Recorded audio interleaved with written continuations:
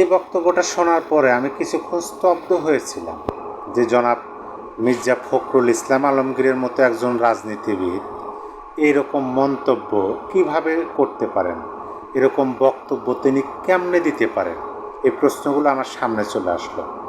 আমি একটু ঘাটাঘাটি করলাম, একটু বোঝার চেষ্টা করলাম, একটু খুঁজলাম যে আদৌ কি তিনি এই কথাটা বলছেন কি না, নাকি এটা আপনার ভারতের যে একটা সংবাদ মাধ্যম এই সময় পত্রিকা আওয়ামী লীগের বিষয়ে যে একটা নিউজ ছাপাইছিল সেই বিষয়ে অবশ্য পরবর্তীতে আলমগীর সাহেব বলছেন যে না, এটা এআই দিয়ে করা। কিন্তু পরিশেষে দেখলাম যে না, তিনি নিজেই এই বক্তব্যটা দিচ্ছেন, তো আবার জনসম্মুখে। আপনি যদি তার এই বক্তব্যের তার মুখের ফেসের দিকে একটু লক্ষ্য করেন, তাহলে স্পষ্টভাবে কিন্তু আমরা দেখতে পেলাম যে তিনি হাসি খুশি, তিনি খুব স্বাচ্ছন্দ্যের সাথে বিনয়ী হয়ে শ্রদ্ধার সহিত কথাগুলো বলতেছে। অবশ্যই কথা নিয়ে ব্যাপক প্রতিক্রিয়া শুরু হয়েছে। অনেকে বলতেছে এটা কি বিএনপির বক্তব্য, বিএনপির নেতাকর্মীরা কি এই বক্তব্যটা মেনে নেবেন। আমি সেই বিষয়ে একটু খোঁজাখুঁজি করলাম, খুঁজে দেখলাম তার বক্তব্যটা বারবার শুনলাম, নিউজ পত্রিকা থেকে একটু পড়লাম, পরে দেখলাম যে না, এটা তাদের দলীয় কোনো বক্তব্য না, এটা নিতান্তই আলমগীর সাহেবের ব্যক্তিগত বক্তব্য। কারণ ওই বক্তব্যের মাঝে তিনি স্পষ্টভাবেই বলছেন যে তার কাছে মনে হয়, মানে তিনি বলতেছেন যে আমি তার বক্তব্য শুনে আমার কাছে মনে হলো যে আমি শহীদ প্রেসিডেন্ট জিয়াউর রহমানের বক্তব্য শুনতেছি। মানে এটা তার বক্তব্য, মানে ডক্টর ইউনূসের মধ্যে শহীদ প্রেসিডেন্ট জিয়াউর রহমানের প্রতিচ্ছবি দেখতে পেয়েছেন মির্জা ফখরুল ইসলাম আলমগীর। এখন এটা কোনোভাবেই তো বিএনপির নেতাকর্মীরা মেনে নেবে না, বরঞ্চ আমি বিএনপির কিছু নেতা এবং কর্মীর বক্তব্য শুনলাম, তারা যেভাবে প্রতিক্রিয়া দেখাচ্ছে, আমি সেই ভাষাগুলো এখানে প্রয়োগ বা ব্যবহার করতে পারবো না।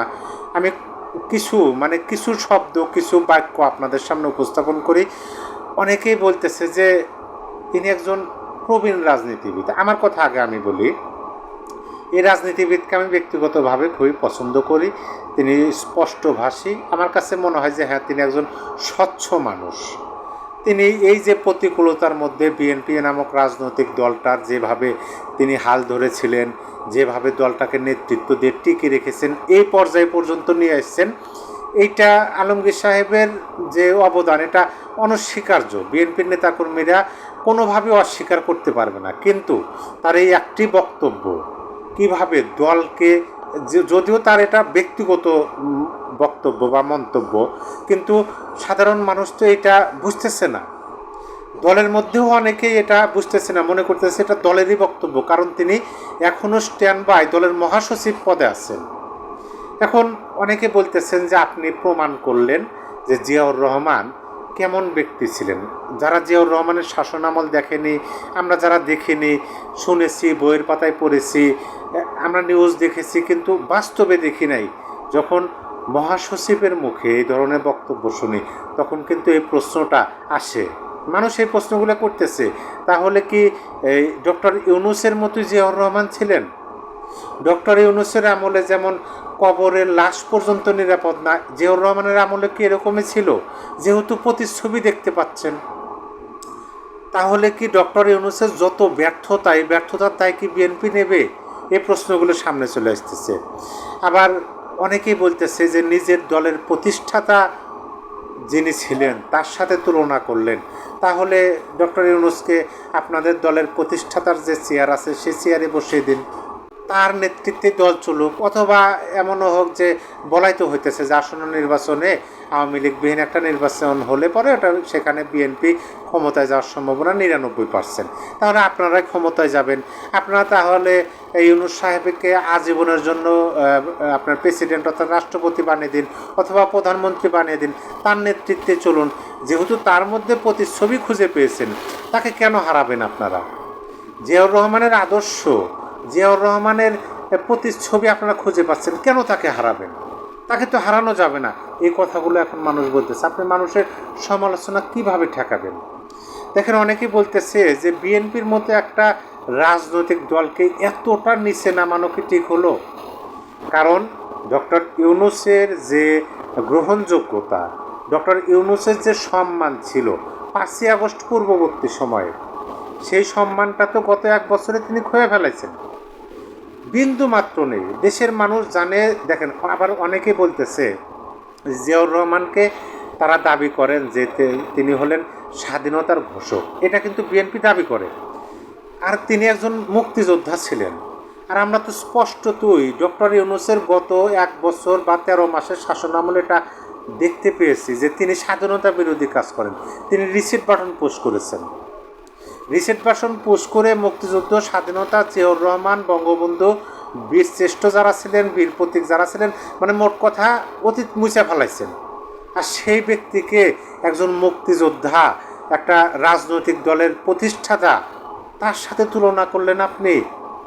আমারও তো খারাপ লাগতেছে। আমি তো বললাম যে এই ভিডিওটা দেখার পরে আমিও কিছুক্ষণ স্তব্ধ হয়েছিলাম যে কি বললো, দলটাকে কি মানে শেষ করে দেবে নাকি?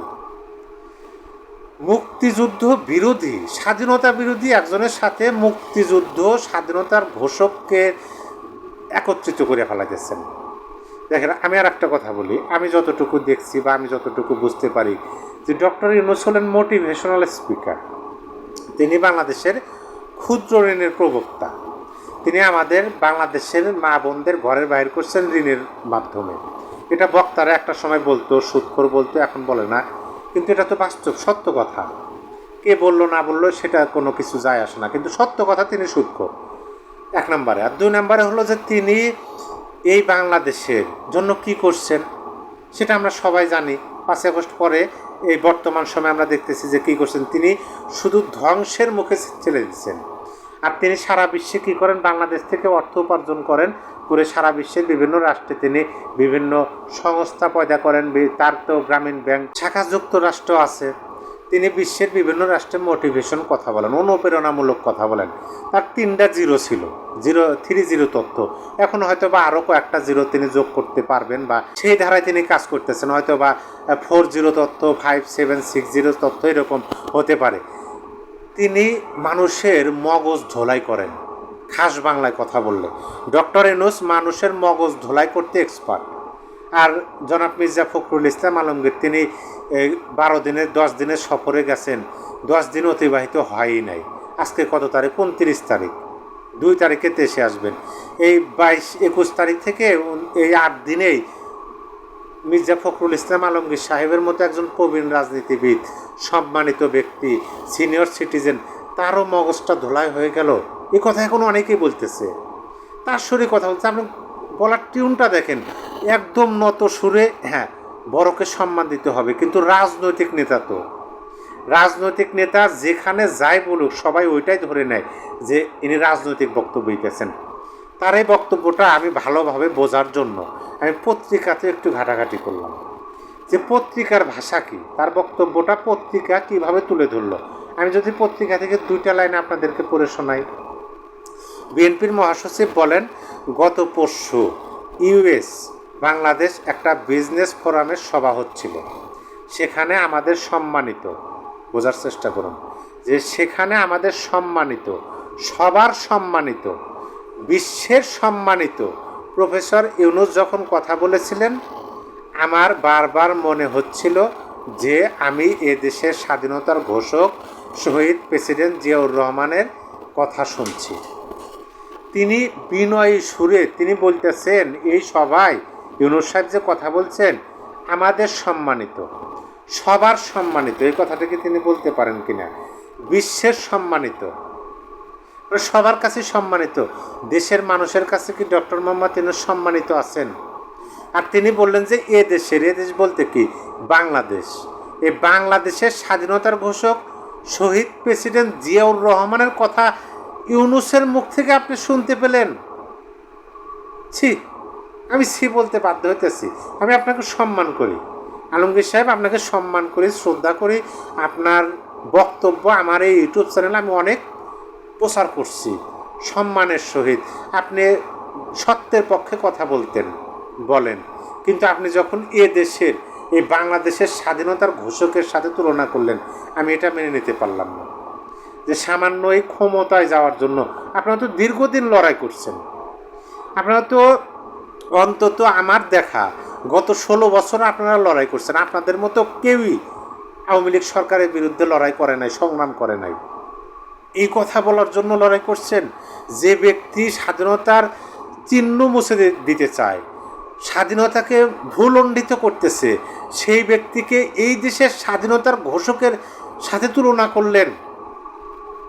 এখন অনেকে বলতেছে যে ক্ষমতায় যাওয়ার জন্য এত সব শুরু করলেন। প্রেসিডেন্ট জিয়াউর রহমানের সাথে তুলনা করতেছেন। আমি জানি না দলের নেতাকর্মীগুলো এই বক্তব্য মেনে নিতে পারবে কিনা। বিএনপির কথা আমি বলতেছি, কিন্তু আমি তো বিএনপিরও সমর্থক না, আওয়ামী লীগেরও সমর্থক না, আমি কোনো কর্মীও না, সমর্থক হতে পারে, আমি কোনো দলেরই কর্মী না, নেতা না, কিন্তু আমার কাছে তো এই বক্তব্যটা ভালো লাগলো না। ছি ছি, এইভাবে কি হয় নাকি? যদি অন্য কোনো নেতা হতেন, যেমন মির্জা সাহেবের জুনিয়র কোনো নেতা, তিনি যদি এই বক্তব্য দিতেন, হ্যাঁ এই বক্তব্যটা কোনোভাবে মানে পাশ কাটিয়ে আলমগীর সাহেব, আব্বাস সাহেব, খসরু সাহেব তারাই পাশ কাটিয়ে নিয়ে যেতে পারতেন যে এই বক্তব্যটা আদৌ এইভাবে দিছে বা এইভাবে। কিন্তু এখন এই বক্তব্যটা খণ্ডন কে করবে? তারেক রহমান। আমার মনে হয় না যে তারেক রহমানও খণ্ডন করতে পারবেন, কারণ মহাসচিব মির্জা ফখরুল ইসলাম আলমগীর। আপনাদের মতামত কমেন্টে পারলে জানিয়ে দিন। আমি এইটুকুই পরিশেষে বলবো যে ডক্টর ইউনূস তিনি স্বাধীনতার পক্ষে না বিপক্ষে এটা বাংলাদেশের সবাই জানে, অন্তত তার শাসনামলে গত 13.5 মাসে বুঝতে পেরেছে।